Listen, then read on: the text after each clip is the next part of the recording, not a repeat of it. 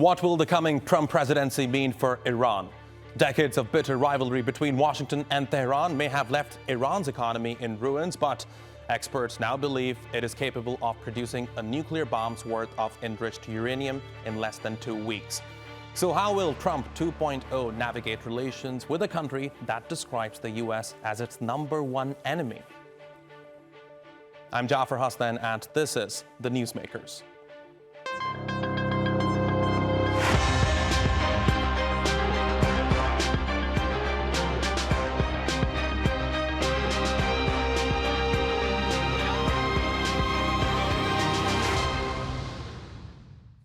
During his last term in office, Donald Trump pulled out of a multinational nuclear deal with Iran and instead imposed what he called maximum pressure in the form of sanctions. It was aimed at forcing Iran into a stricter nuclear agreement. It did not work, and instead, Tehran increased its production of enriched uranium. With his second term approaching, the situation in the Middle East has changed dramatically. Iran has lost influence in Syria and Lebanon, but improved relations with Saudi Arabia. So how will Donald Trump play his cards? Here's a look. During Donald Trump's first term in office, January 2020 marked a defining moment in the relationship between the United States and Iran. A US drone strike in Baghdad killed Qasem Soleimani, commander of Iran's Quds Force. This targeted assassination was not just an act of retaliation. It marked a dramatic escalation in a conflict that had been building for years. Within days, Iran retaliated with missile strikes on US military bases in Iraq. The fallout extended to Iran's nuclear ambitions. Tehran quickly ramped up its uranium enrichment program, a move that was restricted by the 2015 Joint Comprehensive Plan of Action, or JCPOA. But by then, the agreement was already unraveling. In 2018, President Trump pulled the US out of the deal. The fact is, this was a horrible, one-sided deal that should have never, ever been made. It didn't bring calm, it didn't bring peace, and it never will. The UK, France, and Germany, known as E3, alongside China and Russia, remain committed, but it runs out later this year, and the sanctions connected to it ran out in 2023. The E3 continued their sanctions on Iran, but Trump's maximum pressure campaign imposed crippling US restrictions on the country, particularly targeting Iran's oil exports. For him, the ultimate goal was clear. Never can Iran have a nuclear weapon. When Joe Biden took office in 2021, the landscape had changed. While Biden was keen to return to some form of diplomacy, many of the sanctions remained in place, but enforcement weakened. Under Biden, Iran's oil exports tripled to 1.8 million barrels per day, largely to China. And the nuclear threat is undeniable. Iran has surpassed the limits of the 2015 nuclear deal, further straining international efforts to negotiate a new deal. Iran must change course, de-escalate, and choose diplomacy. The E3 have always sought a diplomatic solution to ensure Iran will never develop a nuclear weapon. We recognize the urgency of the situation given the state of play and the nearing expiry of this resolution. We call on Iran to cease and reverse its nuclear escalation to pave the way towards a diplomatic solution. Meanwhile, the Middle East is witnessing a dramatic shift. In March 2023, after years of intense rivalry, Saudi Arabia and Iran reached an unexpected agreement to restore diplomatic ties. This historic move could radically change the regional power dynamics. Also, Syria remains a critical flashpoint in this evolving geopolitical landscape. While Bashar al-Assad's regime has collapsed, Russia and Iran are hoping to continue exerting their influence over parts of the country. There should be no doubt that what happened in Syria is the result of a joint plan between the United States and the Zionists. The main actor, the real plotter, the mastermind is America. As the Middle East explores fragile new alliances, the risk of renewed hostilities remains ever present. And the question looms, will Trump's next term herald an era of stability or the continuation of high-stakes geopolitics in the Middle East? And to discuss this further, joining me from Tehran is Seyed Mostafa Khoshcheshm, an Iranian affairs analyst. From Washington, D.C., we have Mark Kimmitt, a retired brigadier general in the U.S. Army. From Princeton, New Jersey is Hooshang Amirahmadi, president of the American Iranian Council. Gentlemen, great to have you here with us on the Newsmakers. General Kimmitt, let me begin with you. Now, Donald Trump's maximum pressure campaign severely impacted Iran's economy. For example, we have power outages in Iran almost on a daily basis now, yet it failed to bring Tehran back to the negotiating table. So if a tougher version of this policy is reintroduced under Marco Rubio's influence, how would Iran respond? Would it respond differently this time around? Well, I think you should ask the other guests that questions about what Iran would do. I know that the Americans are planning with the hawks that are coming in to basically restart the maximum pressure campaign, as well as call for snapbacks because of the repeated violations of Iran with regards to their nuclear programs. What I'm trying to say here is maximum strategy campaign the right policy when it comes to Iran? Because critics like John Bolton, for example, have called this a strategy which is directionless. So what is the alternative to ensure it achieves clear objectives at this time? Well, first of all, I think it's very clear that there will be opposition to it, but to call it directionless, candidly, I think that the Trump policy is the same as the Biden policy. Elimination of the nuclear weapons program, elimination of the long-range missile program, and elimination or suspension of malign activities in the region. There is coherence in the United States on those three policy objectives. Okay, Mostafa, let me come to you. If Donald Trump signals that regime change is off the table now, because I understand that was one of Iran's primary conditions, does Tehran have any justification left for refusing to re-engage in negotiations with Washington? I doubt so, because first of all, we're talking about Donald Trump. The guy has assassinated Iran's most beloved general, Lieutenant General Qasem Soleimani, in a terror attack, and Iranians still insist that they want to bring him to justice. But away from that, even if we look at it pragmatically, well, how could Iran trust Donald Trump? When Obama started the JCPOA, was not trusted, and he proved to be not loyal to the deal, and he didn't comply with its obligations under the deal. How could Iran trust Donald Trump that has defied and discarded many many deals with congressional approvals, from Paris Climate Accord to withdrawing from UNESCO, IMF treaty, tariff war with China, and NAFTA, transatlantic, and many others. And he just accepted to rejoin these deals after the other parties, like in the transatlantic and NAFTA, they budged. So Iranians have every reason to, doubt about Donald Trump's loyalty to any kind of deal, and especially considering that Donald Trump believes that renegotiation is an art, which means that he would defy it. Considering the present conditions, I don't see much of a chance for any kind of negotiations, genuine negotiations between the two sides. But Mostafa, if I may, it's clear that sanctions have ruined Iranian economy. We are talking about power cuts in the country taking place on almost a daily basis.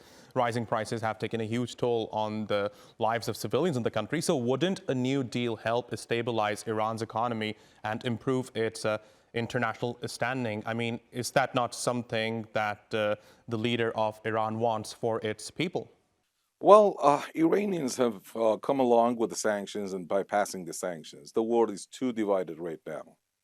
And, Chinese and Russians have been antagonized by the United States more than ever. Much of Iranian oil is bought by China, and,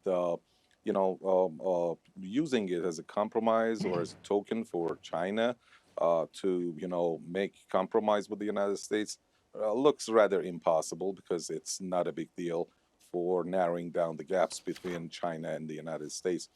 It seems that Iranians know pretty well how to go for, these sanctions. Let's consider that Donald Trump failed in his maximum pressure policy one in his first term. In May 22, he changed Brian Hook the guy responsible for Iran's dossier. After his maximum pressure policy failed, John Bolton was the first to declare the failure on the same day. Then 2 months later, tankers trackers, Reuters, IEA, they all declared that Iranian crude supplies have surmounted to 1 million barrels a day. And in October the same year, 2020, Iranian crude supplies stood at 1.3 to 1.5 million barrels per day. So Iranians know pretty well how to go for, going around the U.S. sanctions. I mean, if they knew, then the economy wouldn't be in such a shape, right? The country wouldn't be facing such power cuts. We'll talk about that in a bit. Hooshang, let me come to you now. Is there a middle ground between Donald Trump's hardline approach and Biden's softer enforcement of sanctions that could realistically bring Iran back to compliance? I believe there is. The day Mr. Trump left the JCPOA, he also gave a very short speech that same day. He said, I leave the JCPOA, but offer Iran a direct, comprehensive negotiation toward normalization of relations and extensive economic cooperation. I think the time has come for Tehran to remind Mr. Trump of that speech and offer him that direct and comprehensive, and I mean comprehensive, negotiation in Tehran or Washington in a very bold way. And I think in international relations, trust doesn't matter. You have to make the deal in the way that it will stay. Unfortunately, JCPOA was not negotiated in the right way. It was not an agreement. It was not an accord. It was not a treaty. It was just a plan of action for such a huge issue. I am shocked even today that so many people will come together as ministers and put together after 2 years just a plan of action that President Trump so easily walked out from. Right. So I think the time has come for both sides to become a bit more mature and understand that relations between these two nations is more important, right, that both sides suffer from lack of it, and that both sides would tremendously benefit from it. The fact is that the Iranian economy is in a terrible situation these days. That's a fact. And that economy can't go any worse. The dollar is increasing by day. So again, yes, there is a way.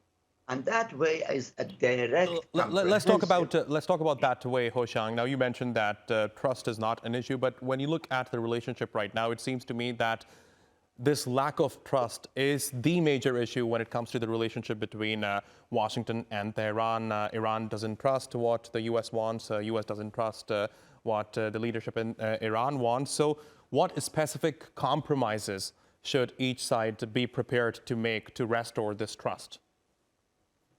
Well, first, lack of trust in international relations is just a fact of life. No nation trusts the other nation.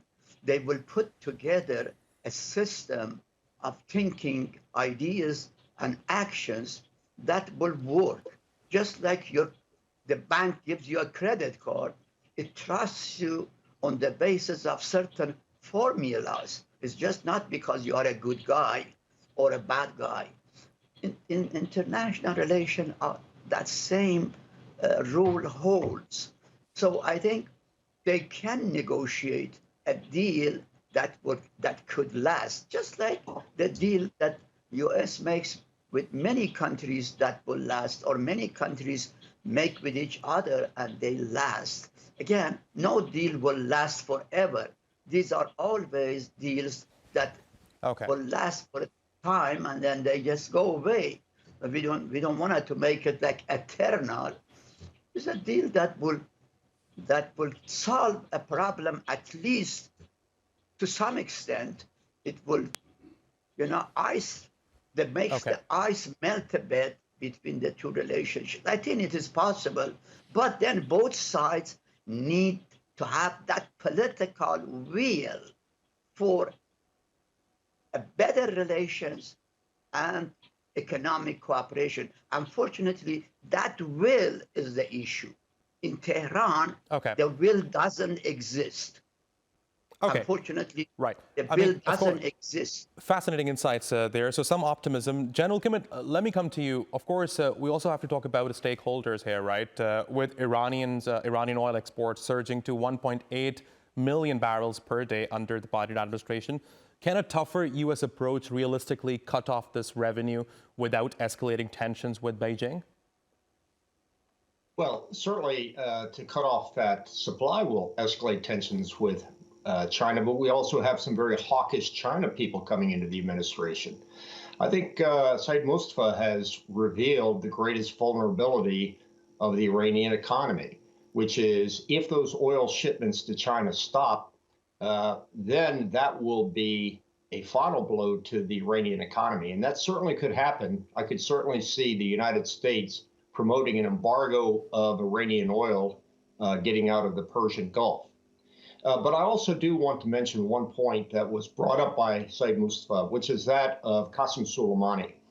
Qasem Soleimani was a military general directly responsible for carrying out hundreds of attacks against Americans inside of Iran, killing over 300 of them with the weapons that he supplied as a military general. He was an armed combatant, so to suggest that somehow he was assassinated is ridiculous. He was a soldier on the battlefield. He was killed no differently than 300 Americans were killed. He was brought to justice on the military battlefield. Right, and talking about this supply of oil to China, as you said, that there's a possibility the incoming Trump administration might push for an embargo on that. Now, Henry Rome from the Washington Institute warns that this could hurt U.S.-China cooperation on global issues. So what I want to ask you, General Kimmitt, is that a risk worth taking? Sure. And the reason they will tell you that is because the economic impacts of the challenges that we have in China far surpass the issue of Iranian oil. We have many, many trade issues with China that will be brought to the front. And to use the oil from Iran is somehow suggesting that that will tip the balance between China and the United States on these trade issues is, I think, a very, very, not a very deep thought. The issue of oil going to China being blocked by the United States will not hamper the ongoing trade disputes with China, but it will be significantly disastrous to the Iranian government. And I'm one who doesn't necessarily believe that sanctions work, but I could certainly see that this sanction on oil exports from Iran, reducing that 1.5 million barrels of revenue that they earn every day, would just triple the hyperinflation that's already going into Iran, and that's already occurring inside of Iran. So I would suggest that President Trump is putting out an olive leaf right now to Iran, saying, let's talk, let's negotiate. But I think that the United States is in a very strong position, a much stronger position than Iran is when it talks about coming back to the negotiating table. So I think Iran needs to consider whether it will come back to the negotiating table, particularly since President Trump has already signaled his willingness. Right. Seyed Mostafa, let me bring you in here. Now, Iran depends heavily on China, with 80% of its oil exports going to Beijing. That's according to estimates. So doesn't this economic reliance risk compromising Tehran's sovereignty? No, of course not, especially considering the widening gaps between China and the United States. But let me bring up a few points that my colleagues mentioned because there needs to be some elaborations on them. First of all, Qasem Soleimani was on a diplomatic mission to Baghdad at the invitation of the Iraqi government to provide a response to the Saudi message. He was assassinated not in a battlefield, but in a third country. The whole world considers that a terror attack. So that was a terror attack, and those responsible should be brought to justice, definitely. And Iran will. It will not cease efforts until doing so. Second of all, there is a myth that Biden was softer on Iran. That's not the case. The Biden administration introduced and imposed hundreds of new sanctions on Iranian entities and foreign entities that worked with Iran, and he continued similar sanctions that were in place. Even if Donald Trump's second term was experienced, the same kind of pressure was there. They couldn't increase the pressure. As I said, back in May 2020, when Donald Trump was in office, he failed. His maximum pressure policy failed. Saeed Mustafa, if I may, I mean, that could be because the IAEA now reports that Iran has 183 kg of uranium enriched to 60%, which is dangerously close to weapons grade. So how does Tehran justify these levels of enrichment while maintaining its program as peaceful?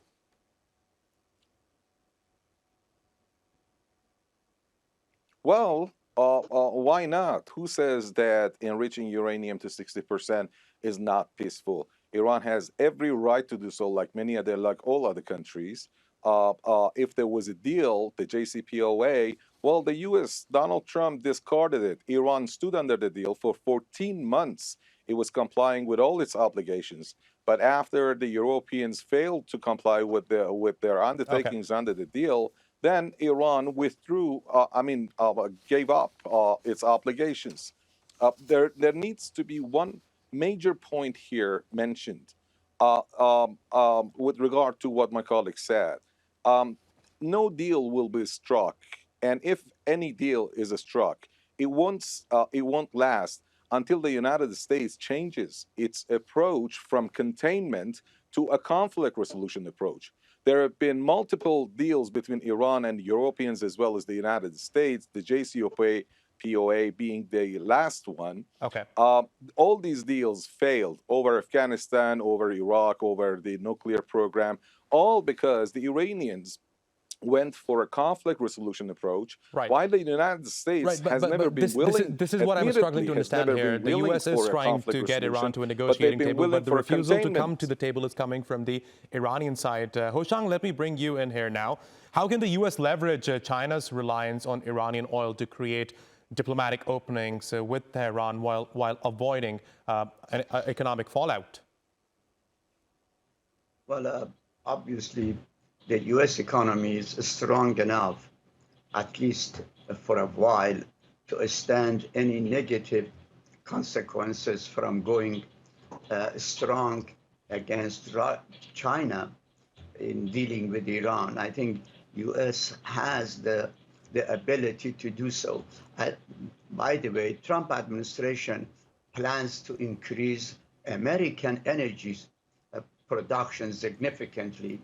And one way the U.S. can do, of course, is to offer China American energy, oil, and other stuff. And that would solve the problem between China and U.S. China is not just bent to buy Iranian oil. It wants oil. Wherever it comes, can come, no problem. Unfortunately, Iran is too dependent at this point on Chinese buying. Almost 85% of Iranian export of oil is going to China these days. That's a huge dependency. Okay, General Kimmitt, let me bring you in here. I mean, it's clear that Iran and the U.S., they don't see eye to eye. There are major differences between the two countries, and looking at the latest developments, things don't appear to be moving in a positive direction. So if diplomacy fails and military action is considered, how should the U.S. respond to ensure Iran's nuclear program is contained without triggering a regional conflict? Well, first of all, I reject your assertion that the United States is not willing to negotiate. We've already said we're willing to negotiate. All of us would like to negotiate and resolve this issue in a very peaceful manner. But I think we've got to also recognize that there have been 2 nuclear programs inside the Middle East that have been eliminated by military means with no particular blowback. And it's clear that other countries in the region and perhaps around the world are as concerned about the Iranian nuclear program as the United States. So this is not simply an issue for the United States. It candidly would be least affected by a nuclear-armed Iran. So I would simply say that let's try to negotiate, come to a resolution that pleases everybody. I would not like to see Iran be the 3rd country in the region that has had their nuclear program eliminated by military means. I think that we have advanced a little bit where that would not be necessary. But it's clear that the United States and the world will not accept an armed nuclear Iran. So I simply think that negotiation is the best way to do it. But as we say in the military, if negotiations fail, be prepared to take military actions. Fascinating insights. General Kimmitt, unfortunately, I'll have to give you the last word. We are out of time. Thanks very much for joining me today here on the Newsmakers. General Mark Kimmitt, Hooshang Amirahmadi, and Seyed Mostafa. And thanks for watching. You can follow us on X and be sure to subscribe to our YouTube channel. I'm Jafar Hassan. See you next time.